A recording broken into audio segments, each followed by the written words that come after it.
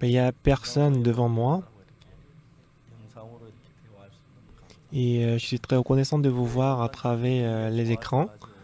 Et puisque les écrans, les systèmes et les équipements sont très bons, que je peux vous voir très clairement à travers l'écran. Est-ce que vous me voyez bien? Ah, mais c'est vrai que je ne peux pas vous entendre. Je suis désolé. C'est vrai que le coronavirus a mis beaucoup de gens dans la peur. Et la Corée, on a presque apaisé le coronavirus, mais ça a repris. C'est pour ça que nous collaborons avec le gouvernement pour lutter contre le coronavirus. Et moi aussi, souvent, j'oublie que je devais porter les masques. En sortant, je reviens pour porter les masques. Mais en tout cas, je suis reconnaissant de pouvoir donner la parole à travers les équipements qu'on a ici, en ligne aussi. Donc c'est vrai que pour vous, on ne paye plus le carburant pour venir jusqu'à l'église pour écouter la parole. Vous restez justement à la maison pour écouter, c'est très bien. Donc en tout cas, aujourd'hui, nous allons voir Jérémie chapitre 31. Jérémie chapitre 31, du verset 31 jusqu'au verset 34.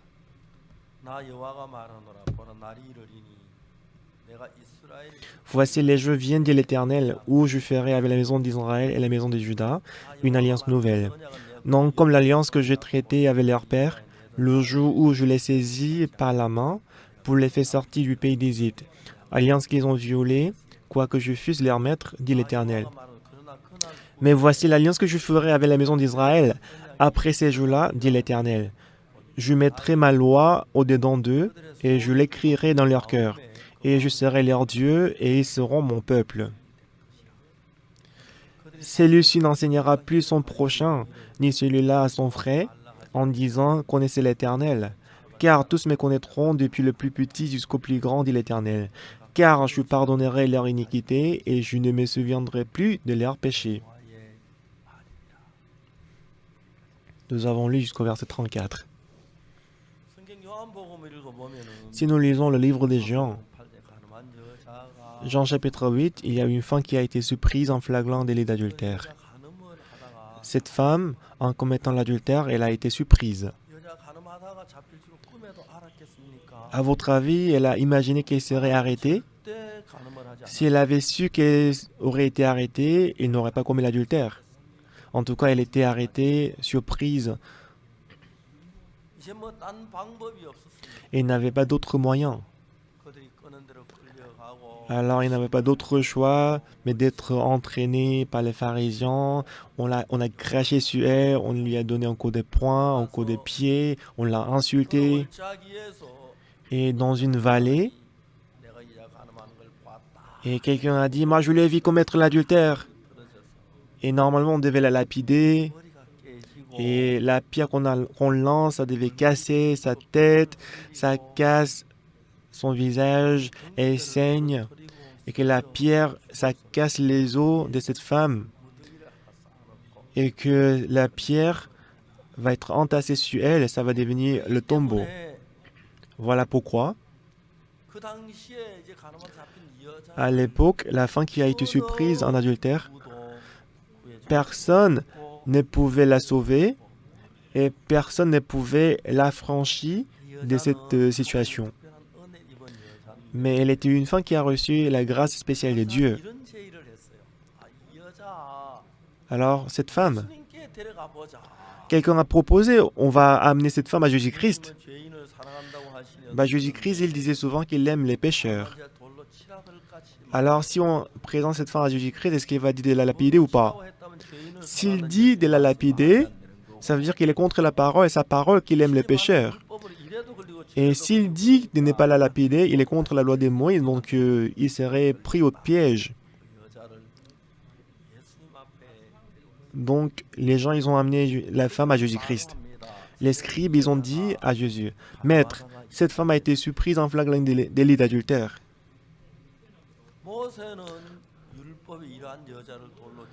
Moïse dans la loi nous a ordonné de lapider telle femme. Et toi, que dis-tu? Mais ce qui est étonnant, c'est que Jésus-Christ a écrit avec son doigt sur la terre.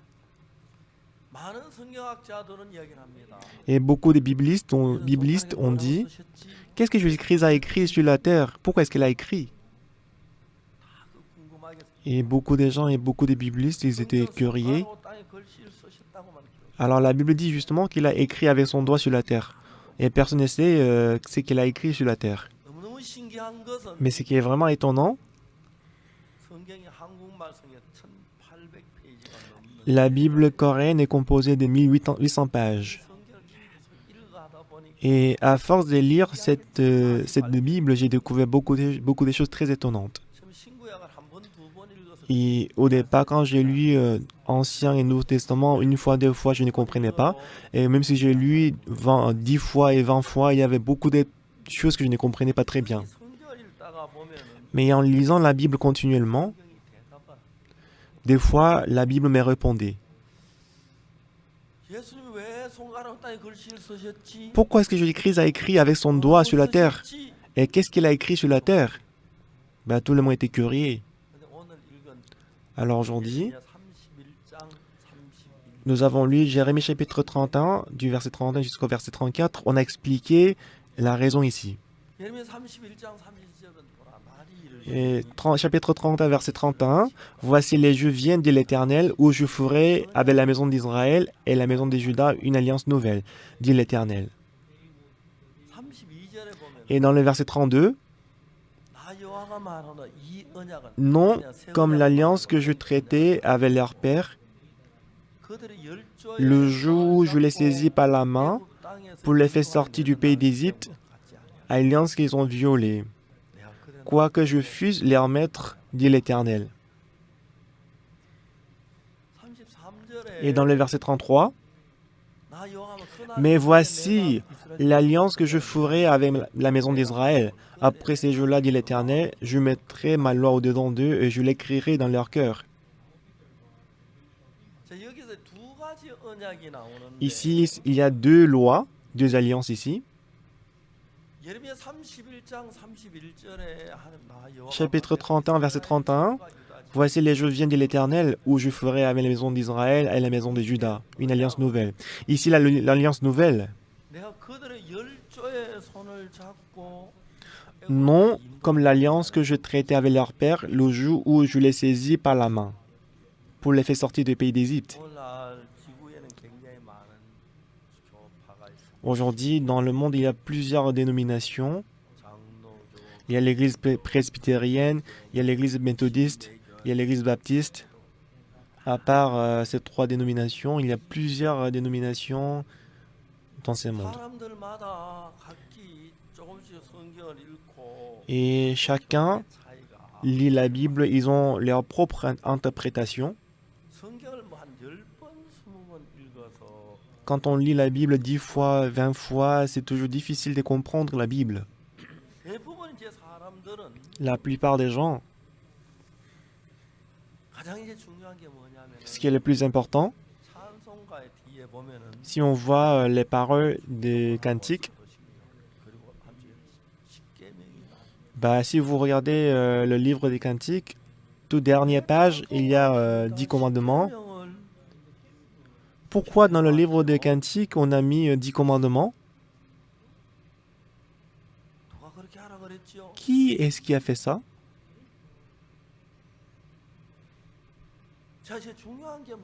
Alors, qu'est-ce qui est important ici?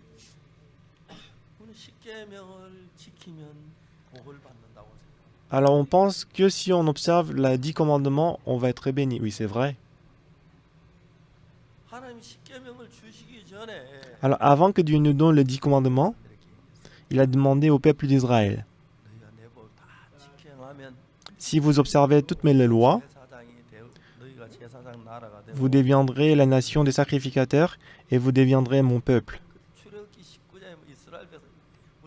Et si on va à Exode chapitre 19, tout le peuple, ils ont dit, oui, on va observer toutes les lois. Alors chacun d'eux, ils ont fait la promesse et on appelle cette promesse l'alliance.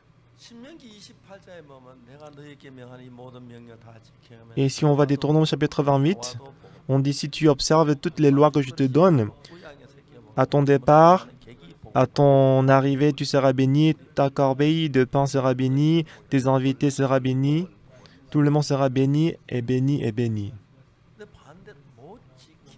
Mais au cas où vous n'observez pas la loi, à votre départ, vous serez maudit, à votre entrée, vous serez maudit, votre corbeille de pain sera bénie, vos invités seront maudits, maudits, maudits, maudits.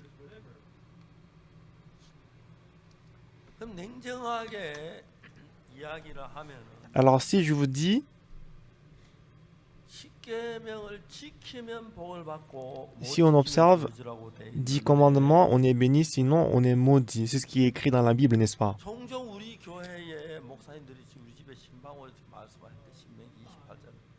Et de temps en temps, quand j'étais tout petit, mon pasteur venait chez moi, il dit, si tu observes la loi, tu seras béni à ton départ, à ton arrivée, tout le monde sera béni autour de toi. C'est le cas où j'observe la loi. Mais au cas où je n'observe pas la loi, je vais être maudit, n'est-ce pas?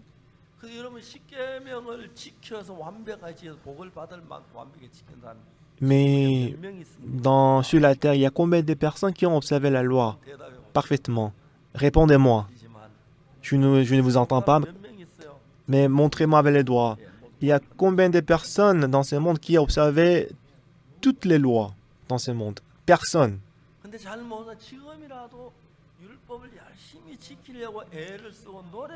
Mais toujours, il y a des gens qui font des efforts pour observer la loi. Alors, si vous connaissez la loi dans la Bible, puisque la Bible c'est très large, si vous lisez qu'une partie dans la Bible, peut-être vous pouvez insister que vous avez raison, avec juste une partie de la Bible. Mais au contraire, il regarde d'autres parties et qu'il disent qu'il a raison. Mais on doit rassembler toutes les pièces pour voir exactement. Alors, si on va à Romains chapitre 3, verset 10, il n'y a pas de juste, pas même un seul, n'est-ce pas? C'est certain que dans la Bible, dans Romains chapitre 3, verset 10, il est écrit, il n'y a point de juste, pas même un seul. La Bible dit qu'il n'y a pas de juste, pas même un seul, mais c'est pas qu'il dit qu'il est juste, il est la secte. Si on regarde qu'une partie, c'est comme ça. Alors la Bible dit, il n'y a point de juste, pas même un seul. Oui, c'est la parole de Dieu.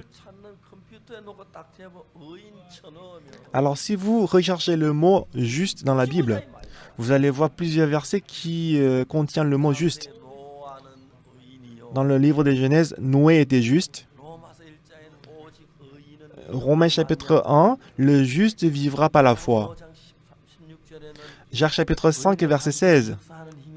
La prière fervente de juste a une grande efficace. Juste, juste, juste. Il y a plusieurs versets qui contiennent le mot juste. Mais parce que si les gens ne regardent que le verset qui dit « il n'y a pas de juste, pas même un seul », il va dire « il n'y a pas de juste dans ce monde ». C'est comme ça qu'ils vont dire. C'est pas un temps dans la Bible. Il n'y a point de juste, pas même un seul, ça existe dans la Bible, mais il y a aussi d'autres versets qui disent « Noé est juste, le juste vivra par la foi ». Même dans le livre des Psaumes, il y a plusieurs versets qui contiennent « juste ». On ne peut même pas compter le nombre de fois.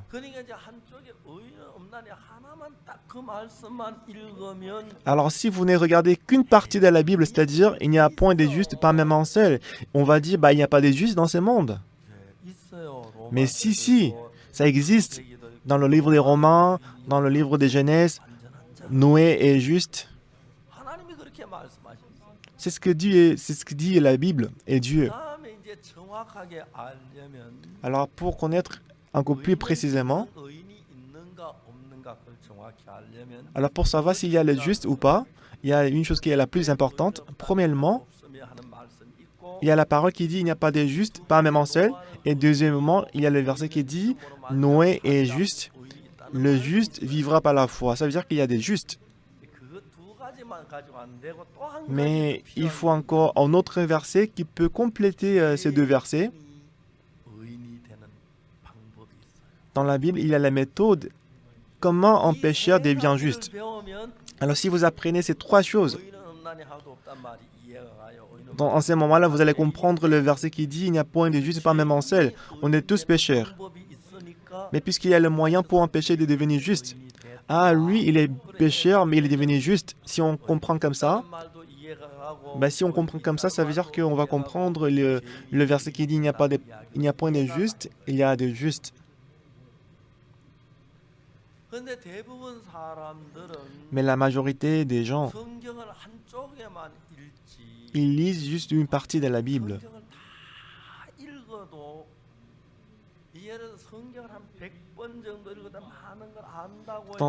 Par exemple, même si on lit la Bible 100 fois, mais on ne peut pas dire qu'on connaît déjà le monde de Dieu entièrement, non. Dire qu'il est la secte parce qu'il est différent de moi, c'est faux, parce que ça montre que c'est lui qui a raison.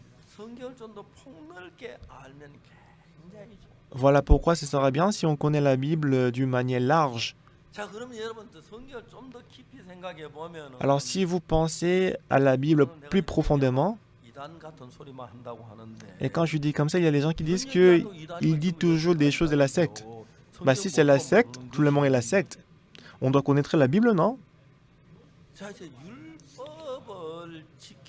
Alors, en observant la loi, par l'observation de la loi, est-ce qu'on peut devenir juste? Lorsque Dieu nous a donné 2 tables de pierre, les 10 commandements, Dieu a donné ça à Moïse sur le mont Sinaï. Moïse, il est monté à la montagne Sinaï. Dieu il a donné 2 tablettes de pierre sur lesquelles a été écrit 10 commandements. Et Moïse, lorsqu'il voulait descendre, Dieu il a dit à Moïse de rester au sommet de la montagne pendant 40 jours. En restant 40 jours, qu'est-ce qu'il a vu? Il a vu le temple de Dieu qui était au ciel. Voici le cuve d'airain. Voici l'autel. Ça, c'est le table de pain. C'est le chandelier. C'est l'autel des parfums. C'est l'arche. Il a montré en détail. Et ensuite, il a dit à Moïse que comme je vous ai montré, comme je t'ai montré sur la montagne, tu vas le fabriquer sur la terre. Alors si on arrive à Lévitique chapitre 4, alors si le peuple commet le péché, qu'il vient à cette arche, à cet autel, il fait l'expiation du péché. Il a expliqué comment donner les sacrifices d'expiation. Bien. Je vais vous poser une question. Dieu,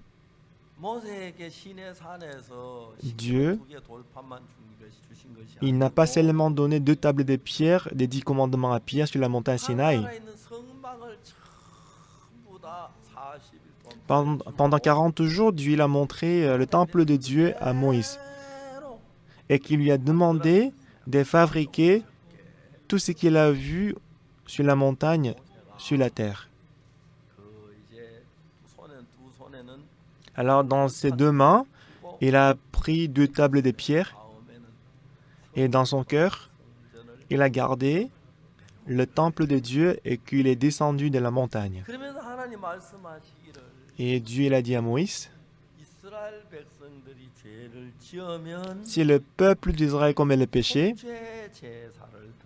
il faut qu'il donne le sacrifice de l'expiation. C'est ce qu'il a dit. Alors il va se présenter devant l'autel, devant le sacrificateur. Il vient avec la chèvre, un mouton, il pose la main sur la victime expiatoire, on met le sang sur les camps de l'autel, le reste, on va le verser en dessous de l'autel, comme ça le péché va être lavé. Ainsi, on a expliqué dans Lévitique chapitre 4. Lorsqu'un sacrificateur commet le péché, lorsque l'assemblée d'Israël a commis le péché, lorsqu'un chef, lorsqu'un quelqu'un de peuple commet le péché, qu'est-ce qu'il devait faire pour être pardonné du péché? Voilà, donc je vais vous poser une question. Dieu, au peuple d'Israël, lorsque Dieu il a donné 2 tablettes de pierre, les 10 commandements, au peuple d'Israël, il a dit, si vous l'observez, vous serez bénis. Et le peuple d'Israël, ils ont décidé d'observer la loi, n'est-ce pas? C'est vrai? À votre avis, Dieu, il savait que le peuple d'Israël allait observer la loi ou bien il n'allait pas observer la loi? Oui, il savait qu'il n'allait pas observer la loi. Si Dieu savait que le peuple d'Israël allait observer la loi, il n'a pas besoin de donner le sacrifice d'expiation. Alors si vous regardez jusqu'une partie d'une façade de la Bible, vous penserez simplement que si j'observe la loi, je vais être béni à mon départ, à mon entrée. Alors notre pensée va demeurer dans la pensée que si on observe la loi, on va être béni. Mais en réalité, lorsque Moïse est descendu avec 2 tablettes de pied des 10 commandements, le peuple d'Israël ils avaient fabriqué le veau d'or. Pourquoi? Parce que ça faisait 40 jours que Moïse est monté à la montagne Sinaï. Et il s'est demandé, est-ce que Moïse peut rester, subsister pendant 40 jours? Non, c'est pas possible, il serait déjà mort. On doit fabriquer le Dieu qui nous a fait sortir de l'Égypte. Alors ils ont fabriqué le veau d'or. Alors ils ont désobéi à la première et deuxième loi. Tu ne feras pas d'autres dieux que d'autres dieux. Alors ce qui est important, si j'ai désobéi à la loi et que j'ai commis le péché, alors dorénavant, si j'observe bien la loi, est-ce que les péchés vont être pardonnés? Désormais, si j'observe bien la loi, est-ce que mes péchés vont être pardonnés? C'est vrai? Non.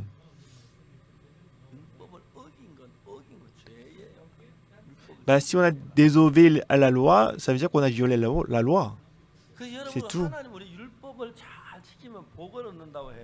Dieu dit, si on observe la loi, on va être béni. Alors, il y a beaucoup d'églises dans le dimanche, ils récitent 10 commandements. Mais si nous réfléchissons sur la Bible un peu plus, Moïse il est descendu avec 2 tablettes de pierre.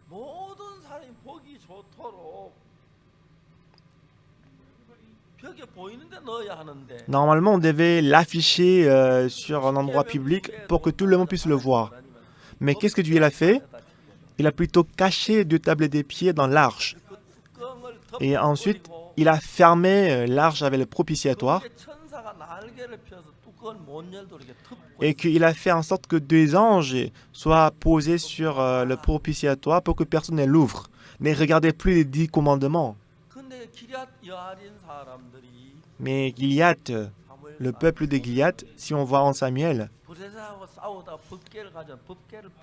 le peuple d'Israël, pendant qu'ils avaient la guerre contre les Philistins, ils ont perdu l'arche. Et après 3 mois, l'arche est revenue en Israël. Et le peuple de Goliath, ils ont regardé le dedans de l'arche. Et en regardant le dedans, l'intérieur de l'arche, ces jours-là, 20 000 personnes ont été tuées. Pourquoi ils sont tués alors qu'ils ont regardé l'intérieur de l'arche? Pourquoi est-ce que Dieu les a tués alors qu'ils avaient regardé justement l'intérieur de l'arche? Pourquoi est-ce que Dieu a fermé l'arche pour que personne ne le voie? Pourquoi?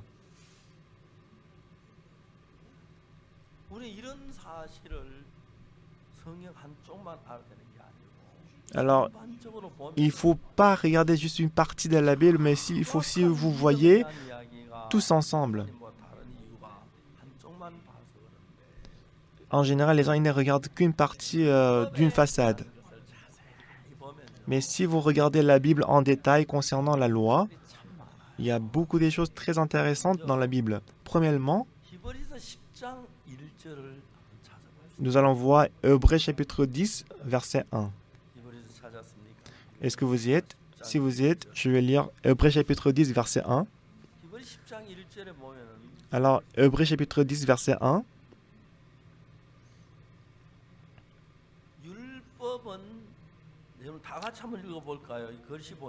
Donc, est-ce que vous voyez, tout le monde?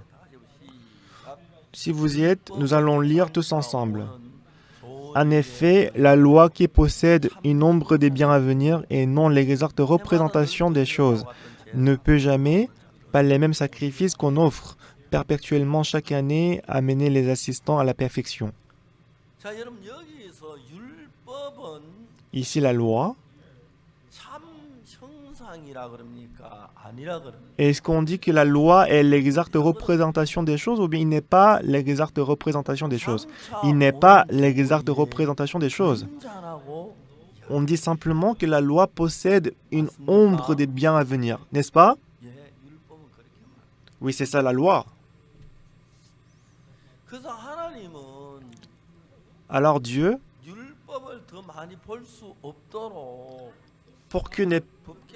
pour que personne ne voie la loi, il les a mis dans l'arche et qu'il a fermé.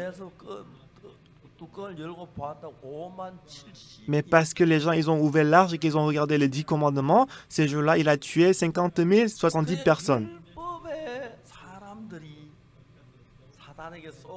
Alors aujourd'hui, beaucoup de gens sont trompés par Satan. Nous croyons en Dieu, en Jésus-Christ. La plupart des gens, ils ont deux pensées. La première pensée, il y a une chose que Jésus-Christ doit faire pour moi. Et une autre chose, c'est qu'il y a une chose que je dois faire pour Dieu, moi-même. Dans notre vie spirituelle,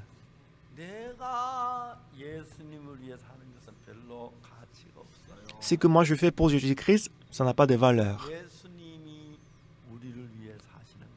Ce que Jésus-Christ fait pour nous, c'est ce qui est valorisant. Dites-moi Amen. Dites-moi Amen.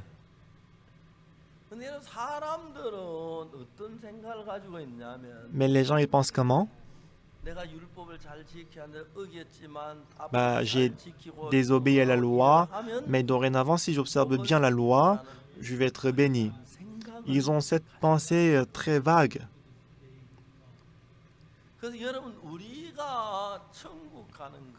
Alors pour nous d'aller au ciel,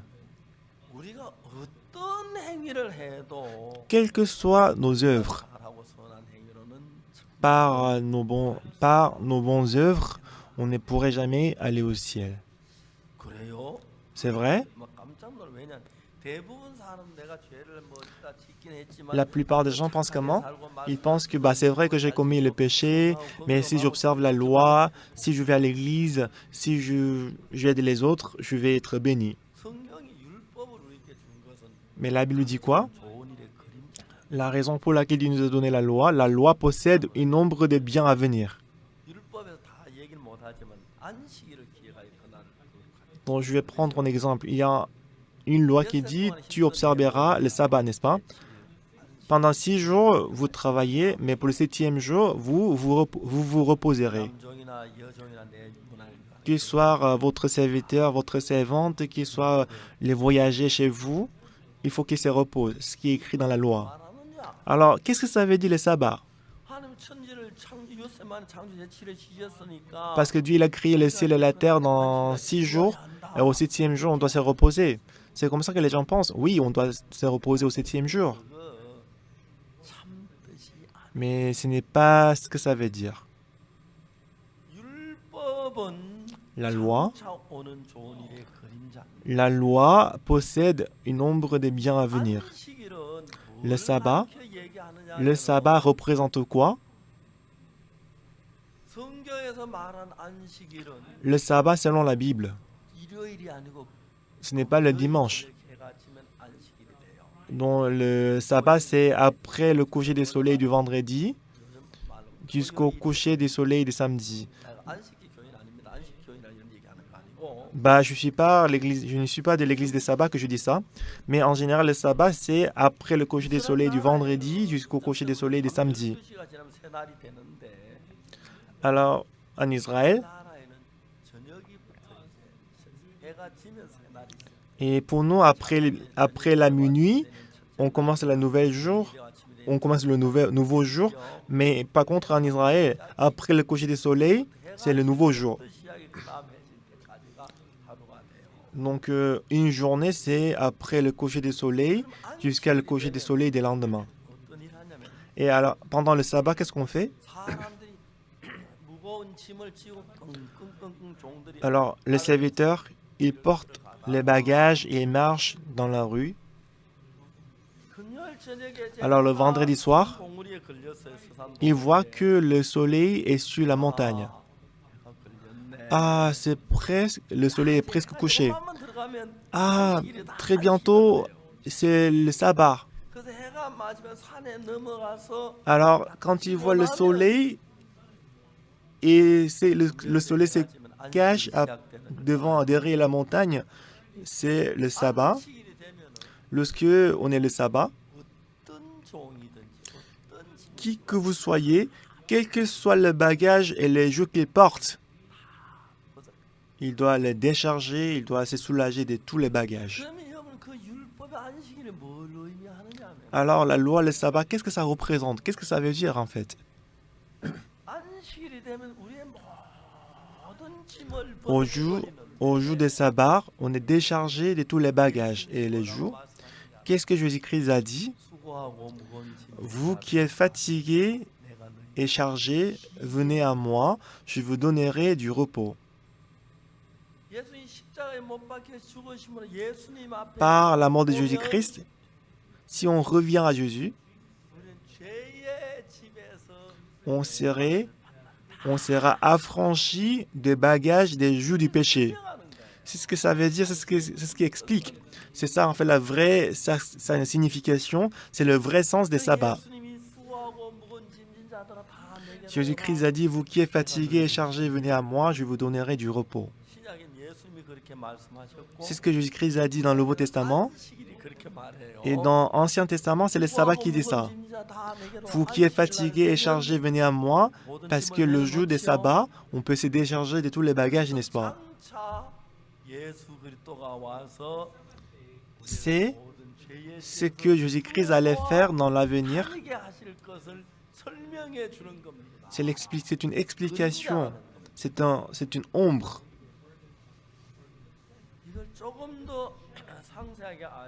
Alors, si vous voulez connaître ça un peu plus, si vous lisez en verset, donc nous allons voir Colossiens,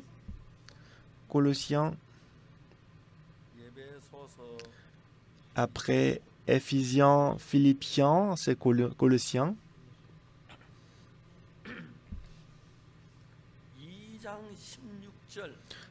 Colossiens chapitre 2, verset 16. Si vous êtes, on va lire ensemble.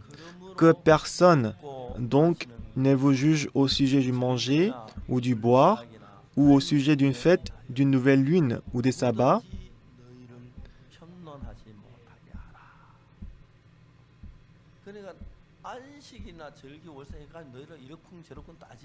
Que personne ne vous juge au sujet du manger ou du boire.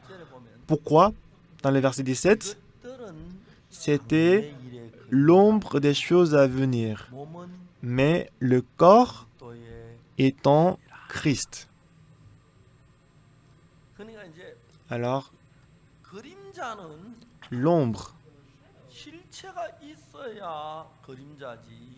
l'ombre peut être l'ombre quand il y a le corps. Sans le corps, sans le véritable image, on ne peut pas avoir l'ombre. On dit souvent que c'est l'ombre de Pasteur Park, c'est l'ombre de Pasteur Park Kijin, c'est l'ombre de Pasteur Kim Jeon. L'ombre peut exister lorsqu'il y a encore. Lorsqu'il y a le vrai image est là, on peut avoir l'ombre à côté.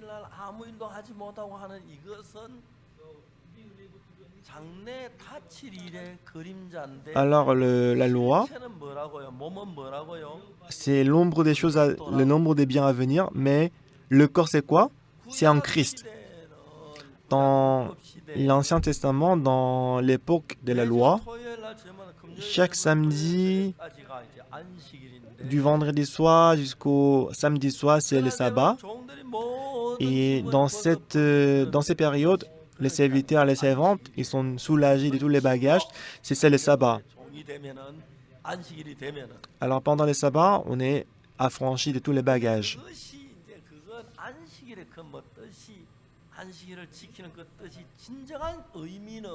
Alors mais le vrai sens du sabbat, c'est quoi? C'est que dorénavant, Jésus-Christ va venir, tout comme on est déchargé de tous les jours et tous les bagages pendant le jour des sabbats. Alors pendant le jour des sabbats, les serviteurs, après qu'ils sont soulagés, ils dansent, ils chantent. De même, grâce à Jésus-Christ, on va être affranchi des jougs et bagages des péchés. On va se réjouir. C'est ce que ça veut dire. C'est pour expliquer cela, Dieu nous a donné le sabbat. Est-ce que vous comprenez ça?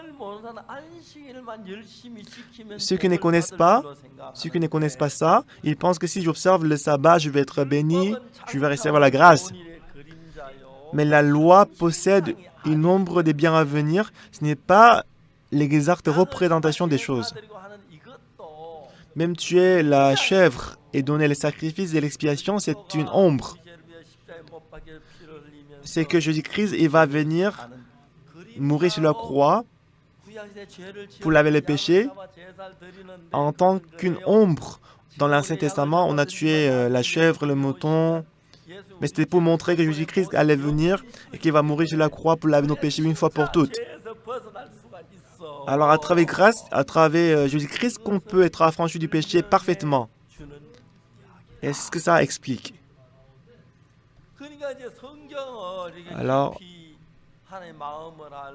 si on connaît le cœur de Dieu, si on connaît la Bible, on peut voir ce monde du cœur. Et pour ceux qui ne connaissent pas ça, ils pensent que si j'observe justement le sabbat, je vais être béni. Les gens pensent que si j'observe la loi, je vais être béni. Cependant, la loi, c'est quoi? La loi possède une ombre des choses, ombre des biens à venir. C'est Jésus-Christ. Donc, le sabbat, c'est l'ombre de Jésus-Christ qui va venir pour nous donner, qui va nous donner le repos. Même le sacrifice de l'expiation, c'est l'ombre de Jésus-Christ qui va venir dans le futur pour nous laver le péché. C'est juste l'ombre qui nous montre Jésus-Christ.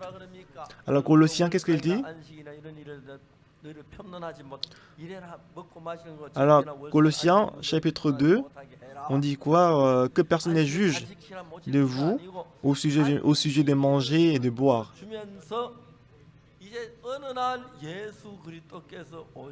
Il dit, un jour Jésus-Christ viendra. Vous qui êtes fatigués et chargés, venez à moi, je vous donnerai du repos. C'est ce que dit Jésus-Christ. On peut ainsi affranchir de tous les bagages, tous les jougs du péché, et on obtient le repos, le véritable repos. Pour nous expliquer ce véritable repos, Dieu nous a donné le sabbat. Amen. Alors si vous regardez la Bible en détail, en fait, la Bible c'est ça. Et il y a une autre chose que je vais regarder, c'est Romains. Nous allons voir Romains chapitre 3.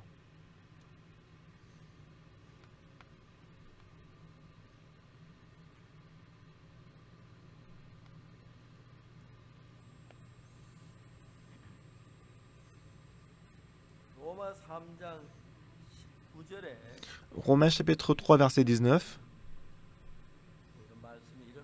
Qu'est-ce qui est écrit dans Romains chapitre 3, verset 19? Or, nous savons que tout ce que dit la loi, Elle dit à ceux qui sont sous la loi, afin que toute bouche soit fermée et que tout le monde soit reconnu coupable devant Dieu. Qu'est-ce que ça veut dire? Frères et sœurs, il y a la loi qui dit de ne pas voler, n'est-ce pas? Il y en a? Oui, il y a la loi qui dit de ne pas voler. Alors, entre le vol et la loi qui dit de ne pas voler, qui précède? Laquelle précède l'autre? Est-ce que c'est le vol qui précède ou bien c'est la loi qui précède? C'est le vol qui précède, n'est-ce pas? Quand on dit tu ne voles pas, ça veut dire qu'il a déjà volé. Il va dire quand est-ce que j'ai volé? Ne mens pas. Ça veut dire qu'il a déjà menti. C'est ça? C'est vrai? Donc écoutez-moi.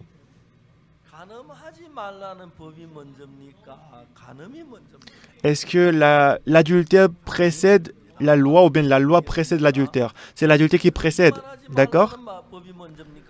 Est-ce que le mensonge précède la loi ou bien la loi précède le mensonge? Parce qu'on ment, c'est pour ça que Dieu nous a donné la loi de ne pas mentir, n'est-ce pas? S'il y avait personne qui avait menti, on n'aura pas besoin de la loi de ne pas mentir.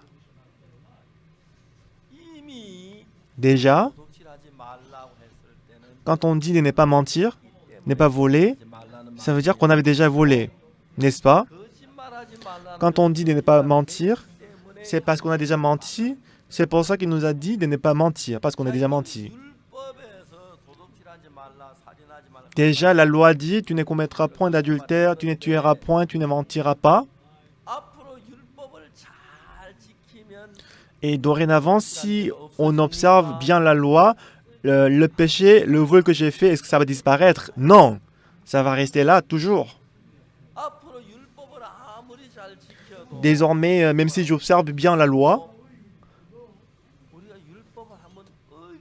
si on désobéit à la loi une fois, même si on observe bien la loi, le péché ne va pas disparaître. C'est pour ça que dans la Bible, le salaire du péché, c'est la mort.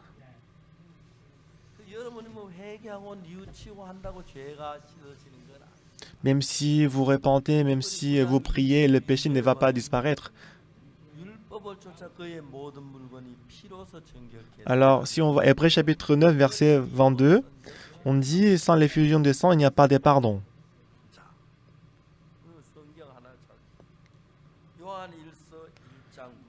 Je vais voir en Jean chapitre 1, verset 9.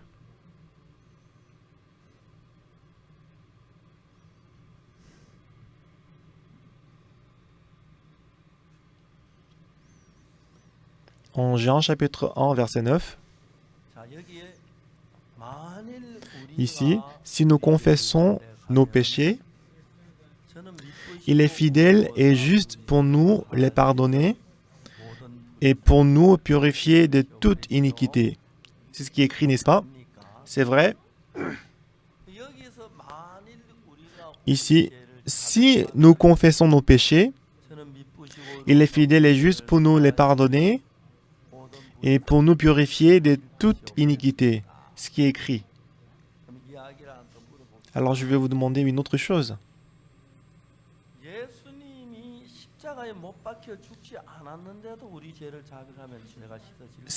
Même si Jésus-Christ n'est pas mort sur la croix, si on confesse nos péchés, est-ce qu'on peut être purifié des péchés?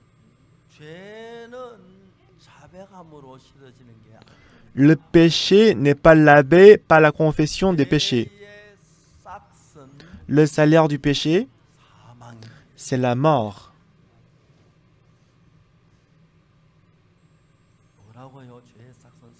C'est quoi le salaire du péché? C'est quoi? C'est la mort.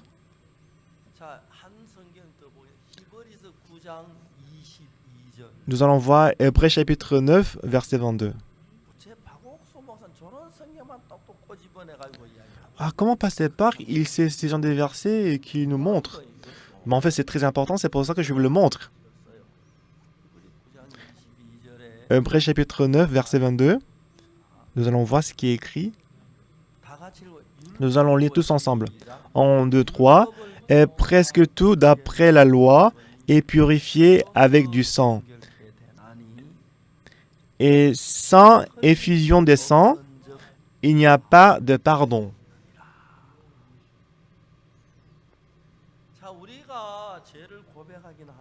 Nous confessons le péché, oui. Mais Jésus-Christ a versé le sang pour nous parce qu'il est puni à notre place. On confesse le péché, on est pardonné. Si Jésus-Christ n'avait pas versé le sang pour nous, et vous pensez toujours que le péché peut être lavé sans que Jésus-Christ soit mort? Parce que je ne vous entends pas, soit que vous hochez la tête comme ça, ou faites comme ça. Même si Jésus-Christ n'est pas mort sur la croix, si on confesse le péché peut être pardonné? Non, non. Il y a quelqu'un qui fait X. Oui, c'est très bien. Donc, merci d'avoir exprimé bien. En tout cas, sur la croix, nos péchés sont lavés sur la croix.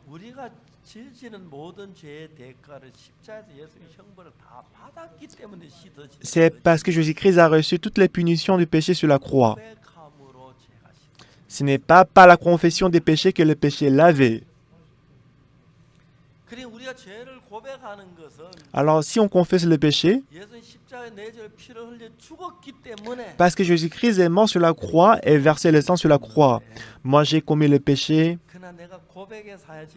Ce n'est pas par la confession des péchés que le péché est lavé, mais parce que Jésus-Christ est mort sur la croix, c'est pour ça que le péché est lavé. Est-ce que vous êtes d'accord avec moi? Amen.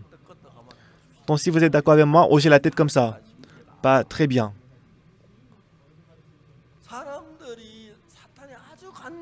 Satan, il est très malin.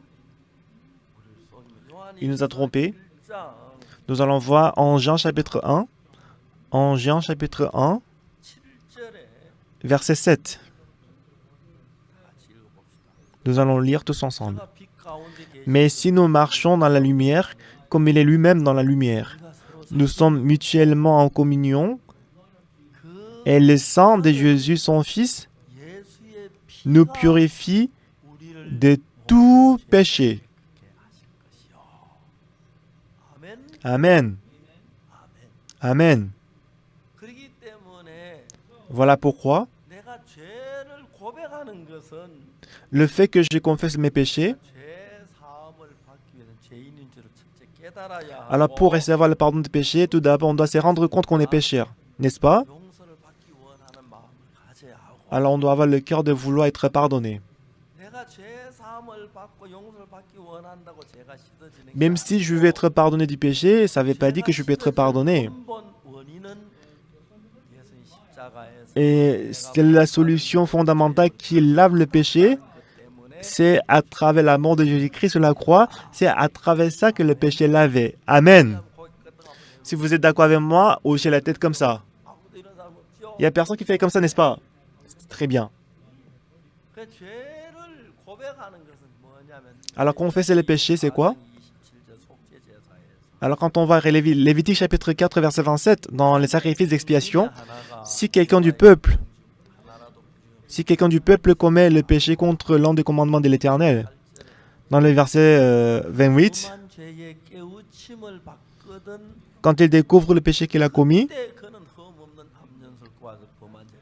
en ce moment-là, il offrira en sacrifice une chèvre femelle sans défaut pour le péché qu'il a commis. Alors donner les sacrifices de l'expiation sans connaître qu'il est pécheur, ça n'a pas de sens. Tout d'abord, il doit se rendre compte qu'il est pécheur. Il doit découvrir le péché qu'il a commis et lorsqu'il veut laver le péché, qu'il offre en sacrifice une chèvre et pour le péché qu'il a commis. Alors, qu'est-ce que nous sommes censés faire? Qu'est-ce qu'on doit faire? Parce que je me suis repenti, parce que j'ai confessé les péchés, que mes péchés sont lavés? Non. Quand je découvre que je suis péché, quand je vais recevoir le salut, je vais être pardonné du péché. Parce que le sang de Jésus-Christ a été déjà versé, qu'il a déjà reçu toutes les punitions à notre place, les péchés sont lavés. Alors, nous, ce qu'on doit faire, c'est d'accepter ce que Jésus-Christ a fait dans notre cœur. Alors vous,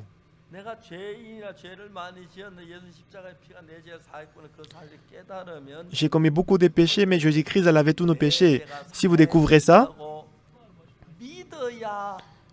alors si vous découvrez ça, qu'est-ce que vous devez faire ensuite? Vous devez croire que vos péchés sont lavés. C'est en ce moment que c'est accompli dans votre cœur. Mais aujourd'hui, beaucoup de gens, ils vont à l'église, mais ils sont mal enseignés parce que...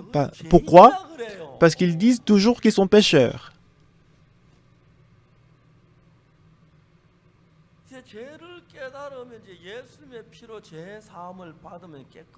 Alors, si on reçoit le pardon des péchés par le sang de Jésus-Christ, on devient propre. On devient plus propre, lavé.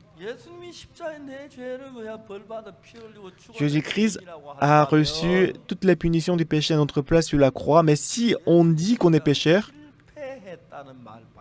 ça veut dire que Jésus-Christ a échoué sur la croix. C'est pas vrai, n'est-ce pas? C'est pas vrai. Jésus-Christ, il a reçu toutes les punitions du péché qu'on devait recevoir et qu'il est mort sur la croix. Un jour, je découvre que je suis pécheur et que par mes propres efforts, je ne peux pas être lavé du péché. Et quand je découvre que Jésus-Christ a déjà reçu toutes les punitions, il a lavé tous mes péchés. Alors Dieu, il regarde la croix de Jésus-Christ. Il nous a déclaré juste. Amen. Alors si on croit à la parole de Dieu, est-ce qu'on est juste ou on est pécheur? Qu'est-ce qui est vrai? Répondez-moi. Lequel est vrai? On est juste ou on est pécheur? Jésus-Christ est mort sur la croix, mais si on est toujours demeuré pécheur, ça veut dire que Jésus-Christ il est mort sur la croix pour nos péchés, mais il n'a pas pu laver nos péchés.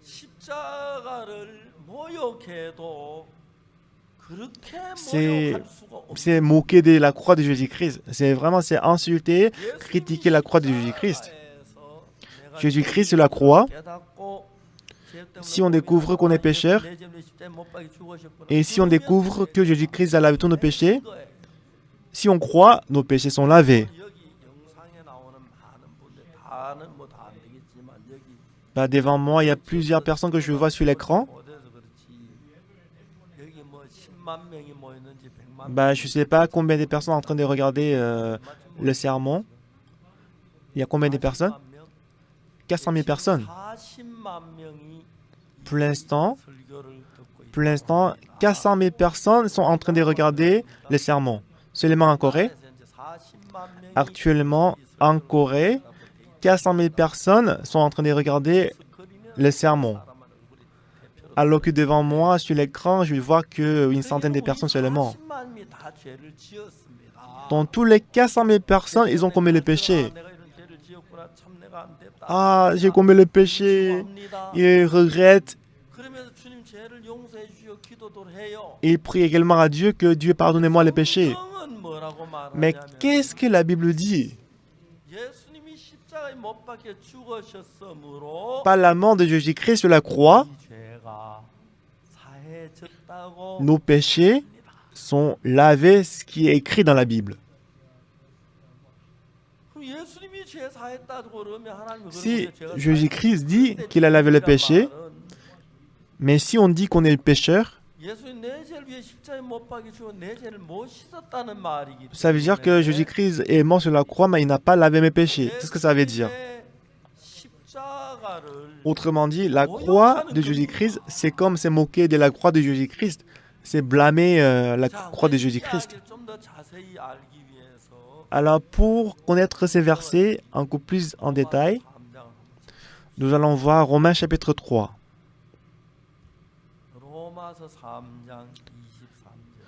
Romains chapitre 3, verset 23.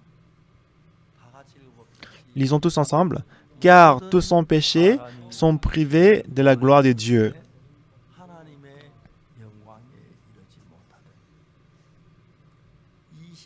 Et verset 24. Et ils sont gratuitement justifiés par sa grâce, par le moyen de la rédemption qui est en Jésus-Christ.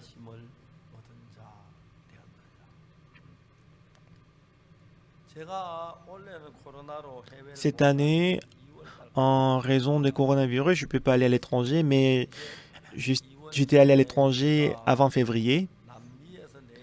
Avant février 2020, j'ai fait le séminaire dans 4 pays en Amérique du Sud. Et quand je vais dans un pays, dans une ville, il y a des milliers de pasteurs qui viennent. Il y a le pasteur baptiste, presbytérien, et surtout aux États-Unis, la dénomination la plus grande, c'est l'Église des dieux et l'Assemblée des dieux.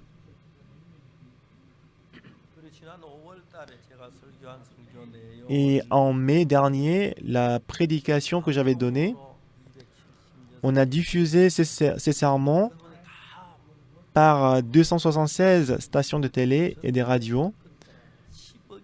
Et en ce moment-là, plus d'1 milliard de personnes ont écouté mon sermon.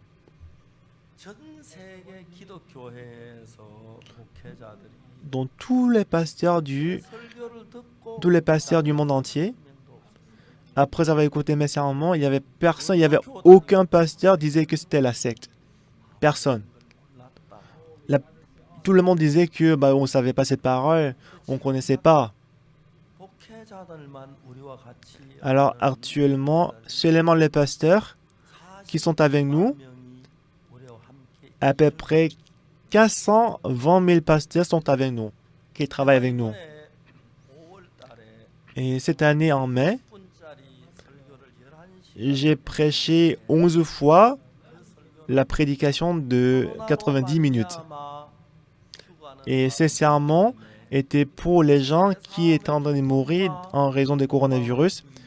Et j'avais prêché ces paroles pour donner l'espoir aux gens qui sont en train de mourir du coronavirus. Au départ, je me demandais qui est-ce qui va diffuser mon sermon puisqu'on ne paye pas. Et seulement j'ai prêché la parole pour consoler, pour donner la paix à ceux qui souffrent du coronavirus. Et le premier soir du séminaire, la personne qui était en charge de l'organisation de ce séminaire, il a dit que 130 millions de personnes suivent le séminaire. Et avant le séminaire en mai, on a fait le culte des Pâques en avril et que 2 millions de personnes étaient présentes au culte. Moi, je ne croyais pas. Et à l'époque, on avait prêché, traduit dans 5 langues, espagnol, anglais, français, chinois, russe. Et dans mon église, il y a une sœur qui traduisait en espagnol. Elle m'a dit, pasteur, aujourd'hui, parce que tu as prêché et que moi j'ai traduit en espagnol. Aujourd'hui, plus de 5000 commentaires étaient postés qui disent qu'ils ont reçu le salut à travers les sermons d'aujourd'hui.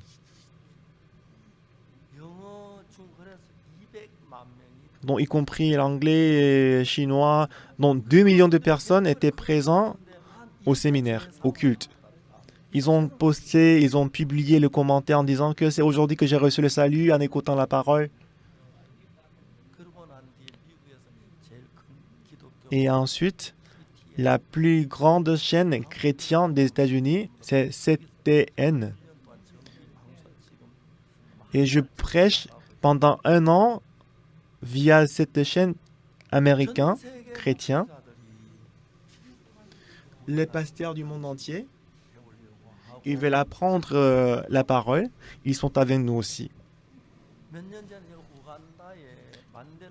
Il y a quelques années, j'avais présidé le sermon au stade de Mandela en Ouganda pour le Nouvel An. Et en ce moment-là, 100 000 personnes étaient venues et la plupart des gens, ils ont reçu le salut. Et le pasteur qui avait organisé cet événement-là, il m'a dit, pasteur, dites-moi, je vais faire tout pour toi. Et cette année, il m'a encore appelé. Il a dit, bah, cette année, tu dois prêcher pendant 2 jours. Je ne sais pas comment le coronavirus ça va persister, mais si ça marche, je vais prêcher en Ouganda en fin de cette année, en Ouganda, au Togo, en Tanzanie aussi. Seulement des milliers de pasteurs se réunissent pour écouter la parole. Bah, c'est vrai que moi, je ne connais pas très bien la Bible. En 1962, j'ai reçu le salut et j'ai lu la Bible. Bah, après avoir lu la Bible 30 fois, j'ai commencé à comprendre en gros de quoi il s'agissait la Bible. Et quand j'ai étudié la Bible, c'était certain que dans la Bible, le sang de Jésus-Christ a lavé tous nos péchés. Alors si on revoit Romains chapitre 3, verset 23, « Car tous sont péchés et sont privés de la gloire de Dieu. » Une fois, je suis allé en Éthiopie. Un président de l'université m'a appelé. Je lui ai demandé comment il a su mon numéro de téléphone. Il dit, qu'est-ce qu'on m'a donné. Alors j'ai demandé pourquoi tu m'as appelé. Et il m'a dit, là où je suis actuellement pour aller jusqu'à la ville capitale où vous êtes, ça prend 8 heures en voiture. Et si je pars maintenant en voiture, ça prend 8 heures. Mais est-ce que vous allez me rencontrer? Est-ce que vous serez disponible pour me recevoir? Alors je lui ai dit, oui, bien sûr, venez. Alors il est venu.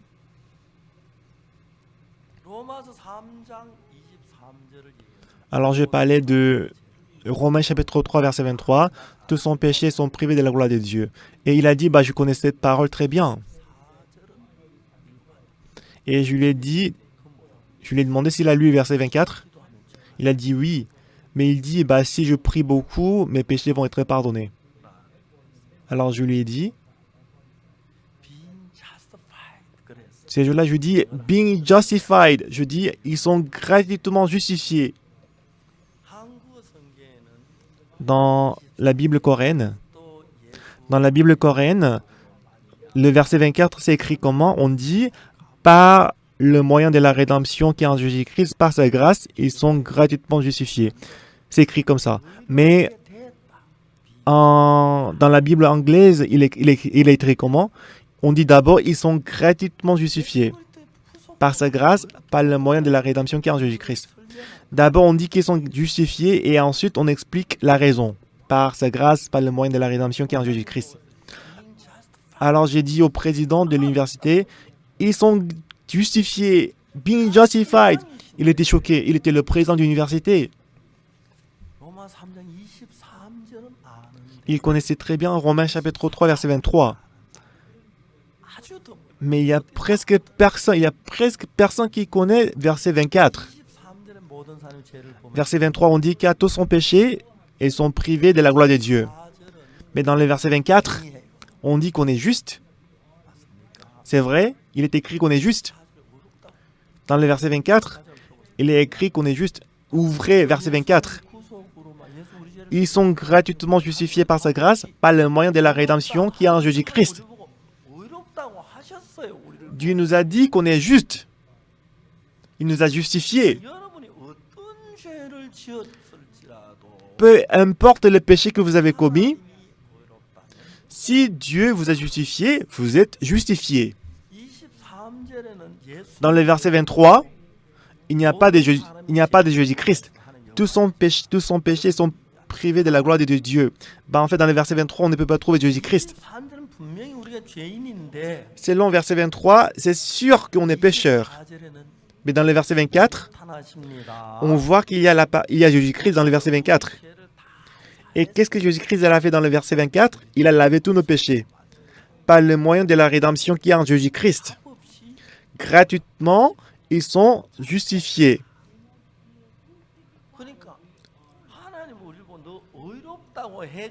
Alors Dieu nous a justifiés. Et moi, je suis justifié par Dieu. Alors, Si c'est Dieu qui m'a justifié, je suis justifié. Une fois, je suis allé en Dominique, République des Dominiques, et j'ai rencontré des pasteurs. Il y avait des milliers de pasteurs qui étaient assis pour écouter ma parole. Alors quand je vais dans un pays, je prêche la parole aux pasteurs. L'année dernière, je suis allé en Tanzanie et je prêchais la parole. Il y avait à peu près 2000 pasteurs qui étaient venus. Alors on avait préparé 2000 chaises. Il y avait plus de personnes, du coup la salle était remplie. Et pendant que je prêchais, il y avait un pasteur qui était assis au milieu. Soudainement, 50 pasteurs, à peu près cinquantaine de pasteurs se sont levés et ils commençaient à danser. Parce qu'ils étaient très comblés de joie, parce qu'ils ont reçu le salut, ils ont dansé. Pour la Corée du Sud, même si on est très content, on ne danse pas, mais en Afrique, parce qu'ils ont reçu le salut, ils étaient très joyeux, ils dansaient.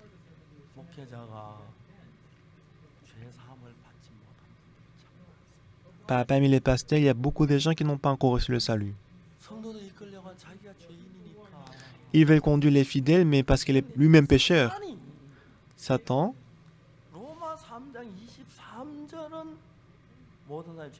selon Romains chapitre 3, verset 23, tous sont péchés, sont privés de la gloire de Dieu. Mais selon verset 24, on est juste.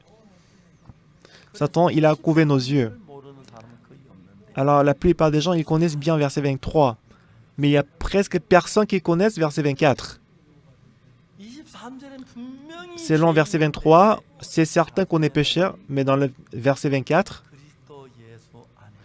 ils sont gratuitement justifiés par sa grâce, par le moyen de la rédemption qui est en Jésus-Christ. Par la mort de Jésus-Christ sur la croix, il nous a rachetés. Vous savez très bien que Jésus-Christ est mort sur la croix pour nos péchés, n'est-ce pas? Oui, vous savez. Jésus-Christ est mort sur la croix. Mais pourquoi est-ce qu'on est pécheur? Si on est pécheur, ça veut dire que Jésus-Christ a échoué sur la croix. C'est moquer de Jésus-Christ, c'est blâmer Jésus-Christ. Lorsque Jésus-Christ est mort sur la croix, en ce moment-là, vous n'étiez pas encore né. Mais vos péchés sont déjà payés. Nous sommes nés 2000 ans après, mais il y a 2000 ans, le sang de Jésus-Christ qui a été versé il y a 2000 ans. Ce sang a lavé nos péchés aussi blancs que la neige. Amen. On chante toujours. On chante comment? Par le sang de Jésus-Christ, on est lavé. On chante comme ça, mais quand on va à l'église, on dit « Seigneur, je suis pécheur. Pardonnez-moi. » Quand on chante, on dit « Le jour joyeux, le jour où Dieu m'a sauvé. » Mais après avoir chanté, il dit aux dieux « Je suis péché, Seigneur. » Ça n'a pas de sens, non?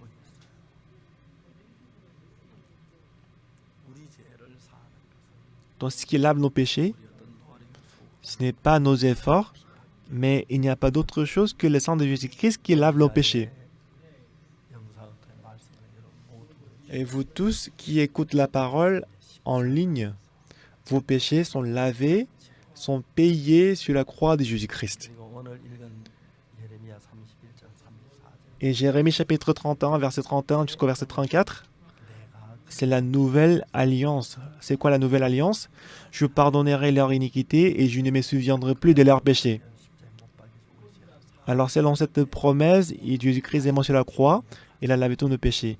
Mais si vous dites jusqu'à maintenant, si vous dites toujours que vous êtes pécheur, ça veut dire que vous êtes contre Jésus-Christ. Maintenant, soyez reconnaissants que vos péchés sont lavés. Donc, je vais terminer là. On va continuer ce soir. Prions. Éternel Dieu Tout-Puissant, nous te remercions.